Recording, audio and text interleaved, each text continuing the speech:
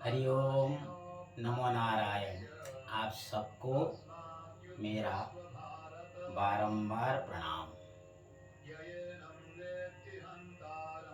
आज मैं महाभारत पढ़ रहा था। महाभारत को पंचम वेद का मान्यता दिया गया है।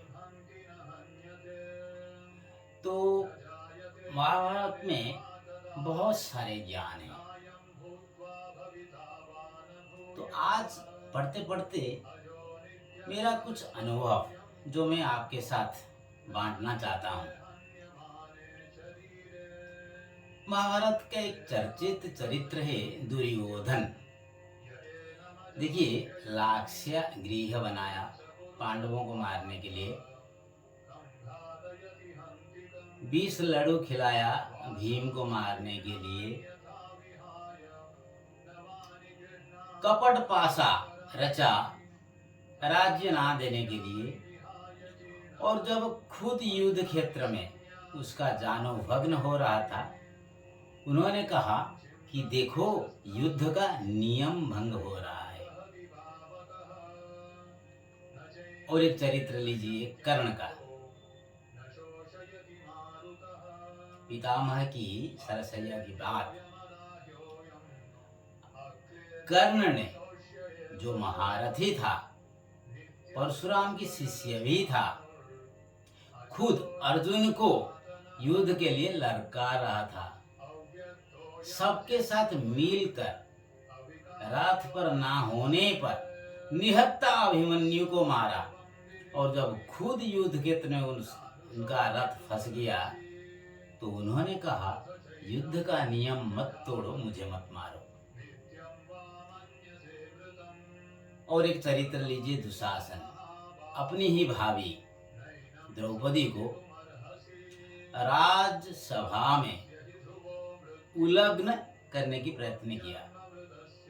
जब भीम ने उसका छाती चीर के रक्तपान किया युद्ध क्षेत्र में, तब वो बोल रहा है, युद्ध का नियम मत तोड़ो। द्रोणाचार्य की बात लीजिए, ब्राह्मण थे,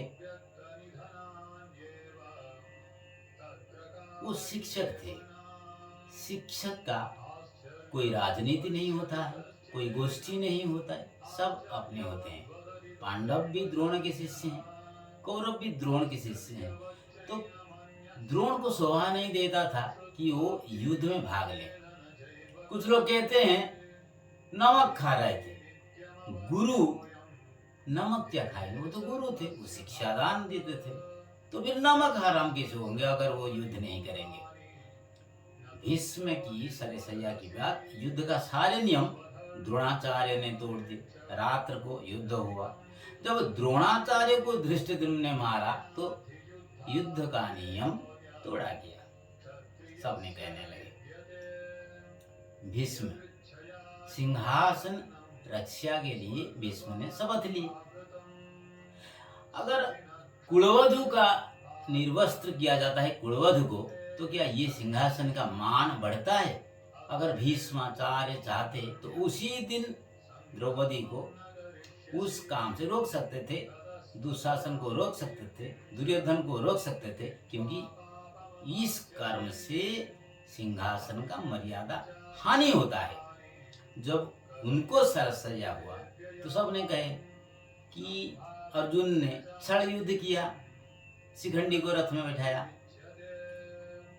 अधुनातन समय में पिता अपने पुत्र को परीक्षा में रिजल्ट दिलवाने के लिए क्या क्या काम नहीं करता है।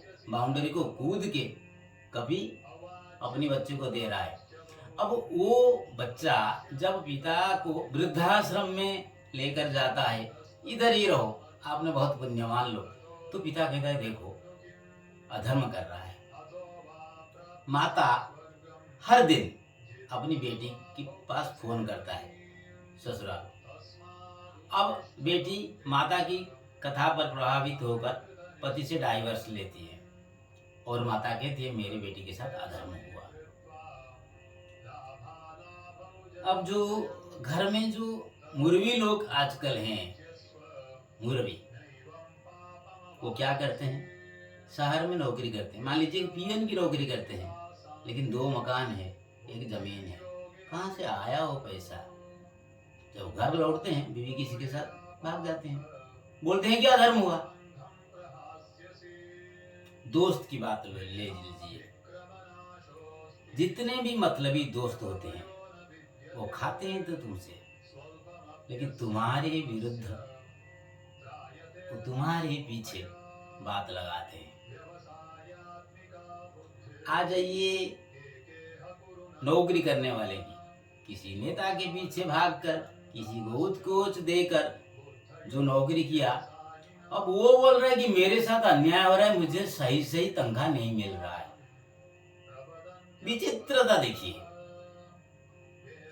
इस सब के ऊपर समाज में एक अद्भुत सम्मान दिया जाता है, दिया जाता था, दिया जाता है नहीं, गुरु को।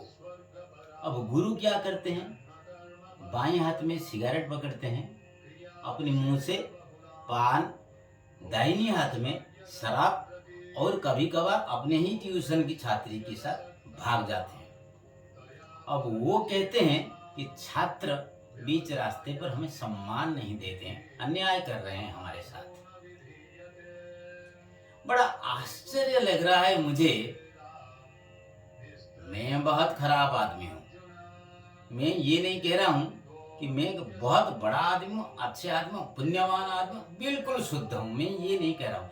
मैं ये सोच रहा हूँ हम सब अधर्म के रास्ते पर चल रहे हैं, और हमारी कर्म का जब रिटर्न आ रहा है अधर्म के रूप में, चाहे भीष्म हो, चाहे द्रोण हो, चाहे कर्ण हो, चाहे माता हो, चाहे पिता हो, चाहे दुर्योधन हो, चाहे गुरु हो, चाहे दोस्त हो, जैसा कर्म हम करते हैं वैसा ही हमारा रिटर्न आता है। तो हमने ऐसा कर्म करते हैं और कहते हैं हमारे साथ अन्याय हो रहा है। पहली बात, भगवान कभी गलत नहीं करते हैं। जो भी हमारा साथ हो रहा है, कुछ कुछ लोग ऐसे होते हैं हट्टा कट्टा दिखने में, लेकिन उनका विचार और सोच बहुत कुटिल होते हैं। भगवान ने ऐसा ऐसा व्याधि उनको दिए हैं, बता भी नहीं सकते हैं, व्याधिग्रस्त हैं। जो व्याधिग्रस्त हो गया, क्या रखा है, और वो कह रहा है कि देखो मेरे साथ कितना अधर्म हो रहा है। तो जो भगवान बैठे हैं, वो जो सब कर रहे हैं, वो इतने गधे हैं क्या?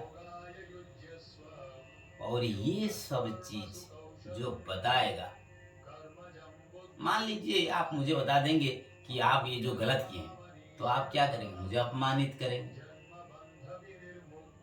एक चीज ध्यान रखिए, मूर्ख को मूर्ख कहोगे तो वो मूर्खामी ही करेगा। मूर्ख को मूर्ख कहोगे तो वो मूर्खामी ही करेगा।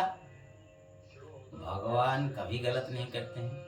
जो हो रहा है, जैसा कर्म हमने किए हैं वैसा ही फल हमें मिल रहा है। बार बार मैं सत्यवादी हूँ, मेरे साथ ऐसा हो रहा है, मैं दानी हूँ, मेरे साथ ऐसा हो रहा है, मैं कर्मी हूँ, मेरा साथ ऐसा हो रहा है, मेरे बेटी के साथ ऐसा हो रहा है, मेरे बेटा का साथ ऐसा हो रहा है, मुझे वृद्धाश्रम में भेजा गया, बच्चे लोग मेरे से सलाह ले लेते हैं, अपमानित करते हैं, दोस्त हमारी काम में नहीं आते हैं, कैसे आएंगे? तनिक एक मिनट में कभी मेरे बारे में सोचा कि मैं असल में मेरा सोच कैसा है, कर्म कैसा है? ज्ञान युक्त, दान विजुक्त, अभिमान समान सम्मान। और एक बार दोहराता हूं, ज्ञान युक्त, दान विजुक्त, अभिमान समान सम्मान। क्या ज्ञान हम प्राप्त किए हैं? पैसा लेकर 2-4 मकान बनाना। कैसा दान हम कर रहे हैं? मटन चिकन लेकर बच्चे को खिलाना। कैसा सम्मान के हम अधिकारी हैं? सुबह सिगरेट और पान खाना, शाम को शराब पीना, इतना। और हमें सम्मान चाहिए, और हमारे लिए भगवान बुरा कर रहे हैं। महाभारत पढ़ने के बाद मुझे एहसास हुआ, दुर्योधन ने जो कर्म किया था दुर्योधन को मिला, दुशासन ने जो कर्म किया था दुशासन को मिला, कर्ण ने जो कर्म किया था कर्ण को मिला, माता पिता जो कर्म कर रहे हैं उनको मिल रहे हैं, मैं जो कर्म कर रहा हूँ मुझे भी मिल रहा है। भगवान हमेशा निरपेक्ष रहते हैं। आशा करता हूँ आप सब लोग बहुत खुश हैं, खुश रहेंगे। समस्त लोका सुखिनो भवन्तु। नमो नारायण।